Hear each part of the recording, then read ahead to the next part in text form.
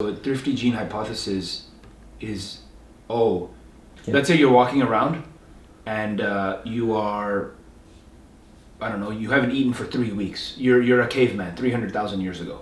You haven't eaten for 3 weeks, blah, blah, blah, whatever, you're hungry, you're fasting, your body's burning fat, it's turning fat into fuel now. Because obviously, right, you're fasting. Now you see a source of fat, honey, let's say, like sugar, or animal, or fruits, fructose or whatever. What the hypothesis says, the thrifty gene hypothesis, is that, that human being's gonna like fucking eat like for the next 10 days, just like in one meal. He's like, blah, blah, blah, blah. He's gonna have the ability to use that for a while. Like he's just gonna like use his fat storage. Now he's like fat, right? He just stored a bunch of fat for future. But that doesn't make sense though. Why? Well, okay, first of all, the difference between us and the humans back then, it's not that big difference, There's right? no difference. So, when we eat a meal, we get full. Even our cheat meals, we get full so quickly. Right. You can't eat, your stomach just can't eat all that shit.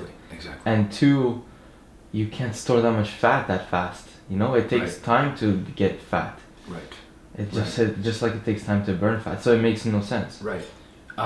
The part of this hypothesis though is that the fat, they call it like the hibernation, like the bears do. And so this hypothesis that, before the winter, human beings, this is the thrifty gene hypothesis. Thrifty gene means like, it's scarcity, Yeah. So that there's a gene like which makes us eat like for, I don't know, a month straight. You eat, you store all this fat, and then you burn it for the winter or whatever, right? So same thing you said, you can only eat so much because of ghrelin and leptin and peptide YY and all these different. And the other really interesting thing that we haven't discussed yet is, if the thrifty gene hypothesis was correct, and we did have the opportunity to store fat in us, then we would not be able to survive. Because back in the day, if you have a predator, like a fucking lion or whatever the fuck who wants to eat an animal, I don't know, not a dinosaur, but like a panther. Now, if you were fat and this thrifty gene hypothesis was correct, you would not survive. No. Because your fat would not enable you to run and outrun that predator. Yeah. So what he's saying is, no, that's bullshit. Or fight it or anything. Right? Yeah. So from his perspective, all this is dumb. For bears, it works because they do have this mechanism in their body, right? They hibernate. They literally hibernate. Human beings don't hibernate. We don't hibernate. We are always hustling. Yeah. Right? Like bears don't hustle. They just chill in the winter. We hustle all the time. So he's like, nah, it's thrifty gene hypothesis bullshit.